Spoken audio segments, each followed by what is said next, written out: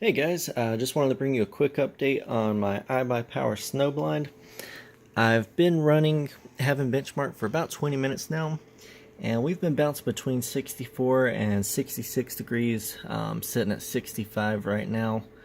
And before it was going up to like 72, 73, sometimes even a little bit higher under really heavy loads. Right now we've got it under a very heavy synthetic load running 2 monitors. And the reason it's staying so cool now is because I added this nifty little fan. Could have been a little bit bigger. I didn't realize 120 just wasn't quite big enough to fill that whole space up. But it's doing a fantastic job pulling that hot air off the graphics card up through the top of the case.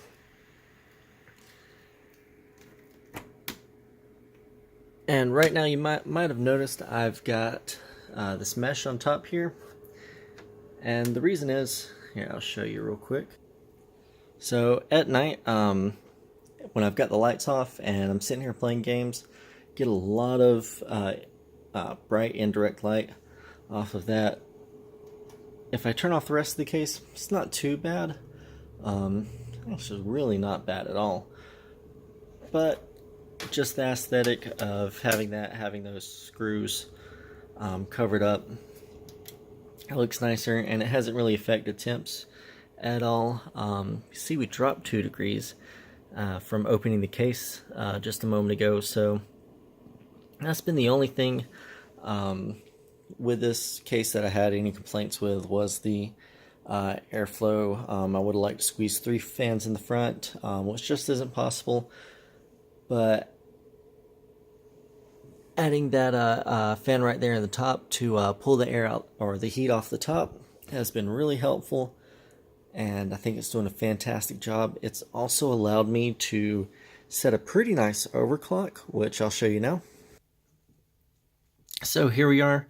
We've got Heaven running in the background, and you see we're still down at 64. We've got a plus 120 on the core clock, plus 301 on the memory. It's funny that just plus 1 translated into an extra 10 megahertz. So I could go a little bit higher on this, but without water cooling, it starts to get unstable. I had it up at like 2037 the other day, and the temps started getting too high, and it just wasn't as stable. So this runs like a champ. Memory clock probably could go higher too, but I'm running Skyrim VR with tons of mods. No problem right now. And you see we're in this test Ultra with 8 times anti-aliasing, still getting over 100 FPS, even jumped up to 2088 megahertz. So yeah, I am very happy with my little fan. And this monitor, this PC, it's been a really awesome experience, and I hope you guys enjoyed this video. Let me know if you want to see any other mods or tweaks or upgrades in the future.